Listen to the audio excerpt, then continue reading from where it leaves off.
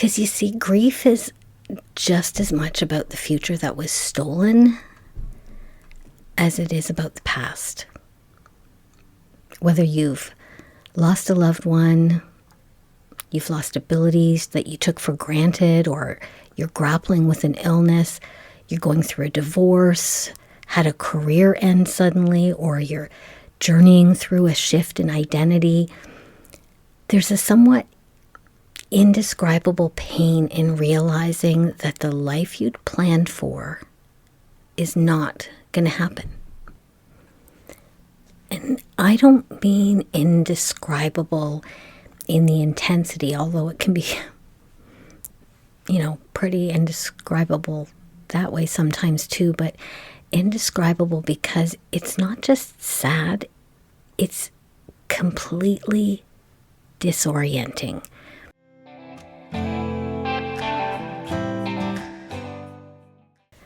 We're moving toward a difficult time of year for many. For some, including me for many years, the moment the holiday decorations start to go up on store shelves and Christmas music starts playing in almost every public space, we start to feel it. All of the emotions we might have been able to hold below the surface most of the time come bubbling back up, sometimes with vengeance. All of the missing, the longing, the aching, it multiplies. And when your grief is very new, it can feel absolutely excruciating. So over the next few weeks, I'm going to be taking a dive into some topics and tools that fall more into the category of grief support, both for those who are grieving, but also for those who might be trying to support someone who's grieving. And today, I want to chat about an aspect of the grief journey that often gets overlooked and is somewhat misunderstood. Maybe because it tends to be kind of invisible, maybe just because it's hard to explain. And so today's episode, although it sounds like it might be, isn't just about my story. It's not just about my son's life. It's not just about my son's death. We're going to be talking about lost history. Have you ever looked back on a life that should have been, or forward into a future that you expected, but it's now gone, and struggle to put those pieces together and create meaning of what you have left? There are so many pieces of the grief journey that just don't get talked about. We understand and we expect the pain of missing them. We brace ourselves for birthdays, holidays, anniversaries that we now have to face without them. But there's missing pieces to the story that, unless you've had a significant loss in your life, you just probably don't even think about. But if you know, you know. And that's where we're going today, into that often silent place where we're grieving something that never actually got the chance to happen. In my case, that might have been due to an untimely and very young death, but in a way, we're going to be talking about any kind of significant loss, an injury that took away who you were before and robbed you of a life that you had planned, a traumatic event that stole part of the life that you feel you can never get back, a chronic or terminal illness that's cheated you out of all you feel you could have been or could have done. Let's be honest, some could argue it's not the same, and I have to agree that it's not quite. But even after a divorce or losing a job you loved, you can grieve for the hopes and the dreams that you feel you've lost. Nobody deserves to have part of their journey stolen from them. But we can start having conversations about it. So let's dig into that.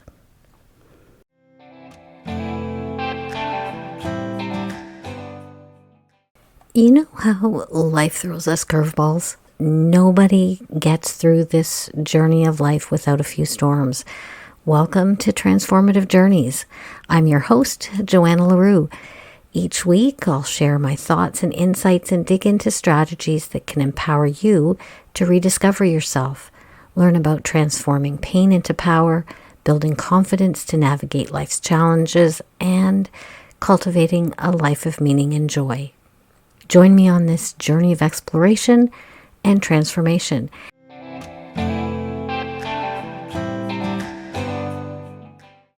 Welcome back to Transformative Journeys with Johanna. I'm your host, Johanna, still growing with you through life's messiest, hardest, and meaningful moments that help shape us. This week's a significant one for me.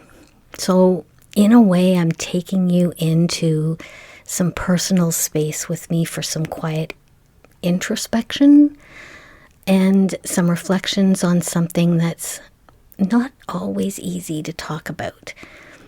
My son's 42nd birthday is this week, but it's a birthday he won't get to have in a life and a future that was stolen not just from him, but from our entire family. I came across a phrase some time ago during my trauma-informed, or one of my trauma-informed peer support trainings that still catches in my throat sometimes. And it's lost history. It's the grief that lingers long after a death or an event that changes our life forever in the what could have been that we live forever after that. In my case, we're talking about a death that happened to someone way too young who should have had so much life ahead of him. We expect that pain from grief. We might not be prepared for the intensity of it sometimes, but we know that when you lose someone you love, you're going to grieve.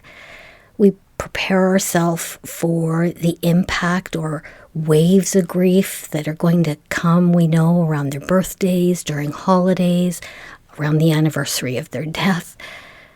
But what can catch us utterly off guard, especially I think in those early years after our loss, but truthfully, maybe forever, is the grief of the things that never happened, or the grief of what never will. I'm talking about things like memories that were never made that cause the pain of regret, conversations that we never had that now we'll never be able to, inside jokes that we're never going to be able to share again, the plans that were made but never happened, or milestones that are never going to be reached, birthdays never celebrated, weddings and children that will never happen, the history that we expected to be someday, and now it never will be. That's lost history. Something that many people carry, but we don't always know how to express it or how to talk about it. And for those of us who have lost someone, especially too young or suddenly or in a way that just doesn't feel fair, we just don't lose who they were. We lose who they would have become and a shared future that we had planned to have together.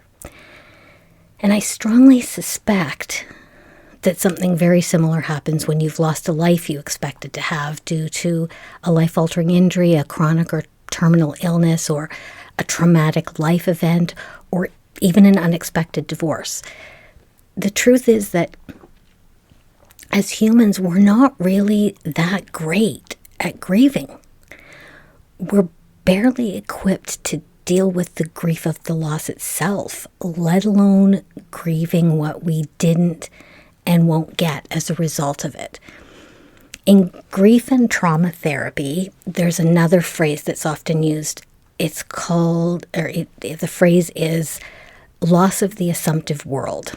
And what that essentially means is that grief isn't just about who or what we lost. It also involves all of those beliefs around how our life was supposed to go, how we expected or planned for our life to go.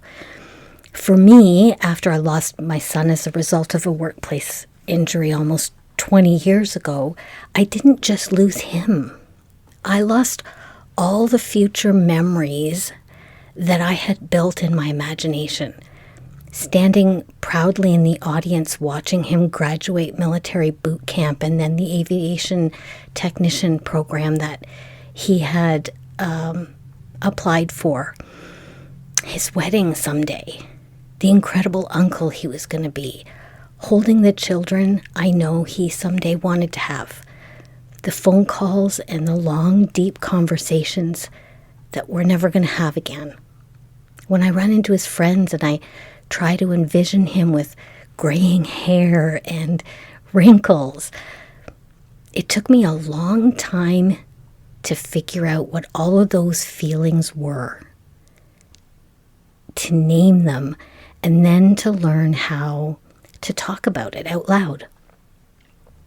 Because you see, grief is just as much about the future that was stolen as it is about the past.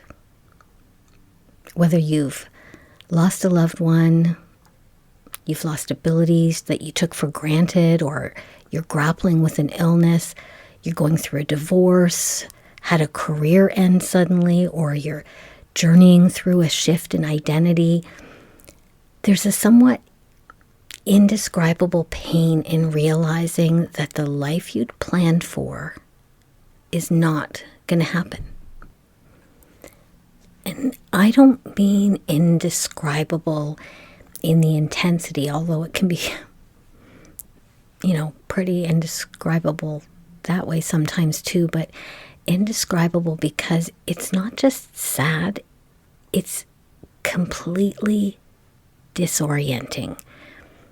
How do you mourn something that didn't happen, that never got to happen, let alone explain it? And that's what I'm talking about today, because if you're experiencing this confusing mishmash of emotions and thoughts, or you ever have, and wondered a little if you might just be going crazy, you're not alone.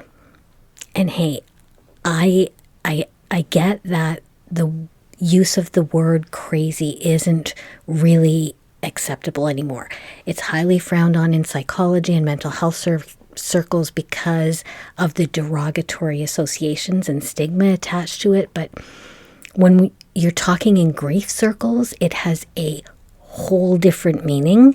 One of the most common questions from grieving people is, am I going crazy? And one of the most common statements is, I feel like I'm going crazy. So just so you don't think my train has completely derailed in this episode, let's dig a bit into the neuroscience behind this stuff, because I think it's pretty interesting, and because it's my podcast. I've said this before, but as humans, we are wired for narrative and story. Our brain's default mode network is constantly imagining, practicing, and simulating a future for us. It bases those stories on past events and experiences, on what's currently going on around us. It kind of works on this autopilot, trying to explain and plan for what could happen next. I read the term predictive coding somewhere recently, and I could be mixing something up right now because this is actually just popping into my head. After all, I'm not an ist, remember? But I think it refers to this kind of brain activity. Anyways, our brains are pretty much hardwired to be future focused. So when someone dies or an event radically changes the potential for all of our foreseen possibilities, it has a really hard time rewiring that circuitry, and all of those neural predictions that were attached to the person, the relationship, that life, and that expected future have nowhere to go. And when that story gets ripped away from us, our brains fight it.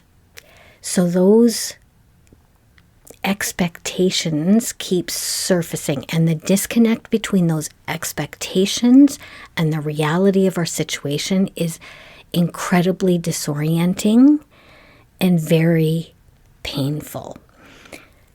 After all of this time, that lost history is sometimes what aches the most. We all expect the heartache of missing them as a person. The tangible things like the feel of their arms around us, giving us a hug, the sound of their voice or their laughter, the habits that irritated us when they were alive. What we don't often expect is the pain of the memories that we didn't get to make. My son died before he had a chance to fulfill his dream of joining the Air Force, to build a family of his own, to grow old, and to figure out what kind of man he wanted to be. Some of the memories I miss, even though I never had them, the way he would have looked at his wife on their wedding day,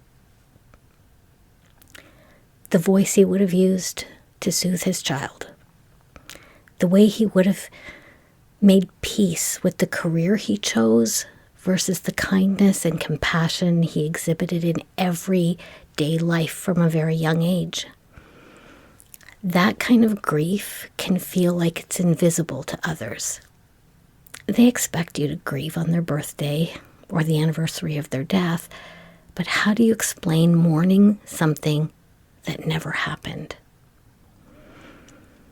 And we often have to keep those feelings to ourselves, because how unkind it would be to ruin the happiness of a friend around their child's wedding by showing our grief that we will never get to attend our own child's. How hurtful would it be to show our grief when someone else is experiencing the joy of the birth of a new child or grandchild? How callous would it be to share the pain and disappointment we feel for ourselves at a time when someone else has accomplished one of the dreams we had for ourselves, or that was cut short due to a tragic event? I know I would never want to intentionally or unintentionally be that person, but holy shit, it can be hard sometimes. And we need to give ourselves the grace to understand that those feelings, no matter how uncomfortable or painful they are normal. If this is resonating for you, if you've ever felt like something you're grieving didn't seem, justifiable because it wasn't attached to something that actually happened, I want you to hear this. It's still grief, it's still valid, and it still deserves space. And if you want a little extra help navigating or coping with grief, I want you to go to my website and grab a couple of my free resources.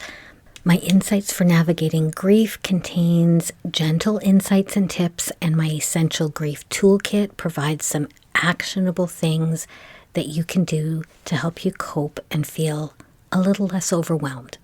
Grab them absolutely free at transformativejourneys.ca, or just scroll down to the link in the show notes. In psychology, these experiences of grief around lost history are sometimes referred to as disenfranchised grief, the kind of grief that isn't usually acknowledged, isn't socially recognized, and isn't publicly mourned. And it's often not shared. It doesn't get casseroles or fresh-baked muffins or sympathy cards, but it still takes up emotional bandwidth, and it affects our nervous system just the same way regular grief does. So it's important to understand it, to name it, to acknowledge it, and to allow ourselves to feel it. So here are a few gentle strategies that might help you navigate your own journey. First, name what was lost. Not just the person or the event, but also the dreams and hopes that were attached to them. This can be another time when journaling can be super helpful. And remember, tears aren't just okay, tears are healing. You can also try writing a letter to your future that didn't happen. This doesn't have to be to a person you lost. It could be to the version of you that's no longer possible. And give yourself the compassion to grieve that person. Another is to practice both and thinking. You are allowed to grieve what was lost and to move forward towards something meaningful and purposeful. These things can coexist. You need to give yourself permission to build a good, if different, future. Let meaning grow from between the cracks. Allow yourself to notice those tiny sparks of interest and set your sights forward. And most of all, know this. I'll say it again. You are not alone. I am walking this path with you, and there is room on the grief journey for all the feels. The sadness, the anger, the nostalgia, the hope, and the wonder of what can lay ahead.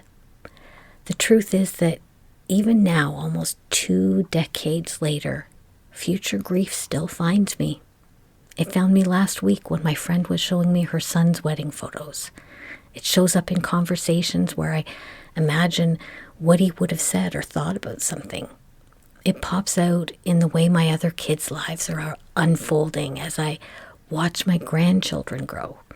It surfaces every time someone asks me, "How many children do you have?" Because that answer is simple and it's complex at the same time. And it's there in the quiet moments when I catch myself thinking, I wonder who you would be now. Who he is loved deeply and forever. Remembered every day and during every joy and sorrow of my life now. A part of who I have become is because of his life and because of his death. If you have a notebook or paper handy, here's a gentle reflection for you to explore in your journal or on your next walk. Be especially kind and gentle with yourself with this one. What future did I lose? And how can I honor that grief with compassion instead of silence? And here's where I will leave you today. This episode was a bit not painful, but a tiny bit raw, to be honest, to record. Kind of like a bruise that started to heal, but you can still be a little bit sore if you touch it just so, right? But I thought it needed to be shared. Don't forget, if you want a little extra help navigating or coping with grief, you can grab those free resources, Insights for Navigating Grief, and the Essential Grief Toolkits at transformativejourneys.ca, or just scroll down to the link in the show notes. As we wrap up, I want you to remember, your grief deserves to be acknowledged and witnessed, and so do the stories that will never get finished. The futures we're still building, even if they look nothing like the ones we imagined, they include pieces of what's left of the life and the hopes and the dreams that we had before, because they're part of us. Give yourself the compassion to allow them to live together. Thank you so much for being here with me today. If this episode resonated with you, or if you know someone who might need to be seen right now, please share it with them. You can come say hi to me on Instagram at transformativejourneys.joanna or visit my website and say hi to me there. Got an idea you'd like to hear me talk about? Leave me a message and you might see a future episode. And lastly, you know that hitting that subscribe button and tapping the bell or the like or whatever it is on your platform helps my show get noticed, right? So I will make you a deal. You tap it and I will keep dropping the best of what's in my heart and soul so that we can keep learning on this journey together. Until then, this is Johanna reminding you that it doesn't matter if you fall. What matters is how well you bounce. This is Transformative Journeys. See you next time. Your support helps me keep creating free tools and honest conversations because no matter how much you love what you're doing, sometimes it takes a whole lot of metaphorical duct tape to hold it all together. If you'd like to toss a little love in the duct tape fund, you can support the podcast at buymeacoffee.com. I'll put a link in the show notes.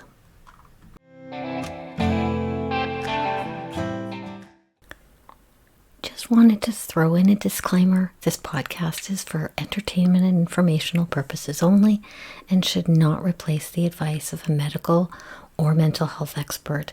I'm not a licensed counselor or a therapist, just a human with a mic and a story of growth and resilience. No degree, no fancy letters after my name. I'm a full-time student at the School of Hard Knocks, University of Life, where I figure I'll graduate when I take my last breath. In other words, I'm just Johanna, a fellow human being on my journey through this thing called life, and your concierge on this transformative journey.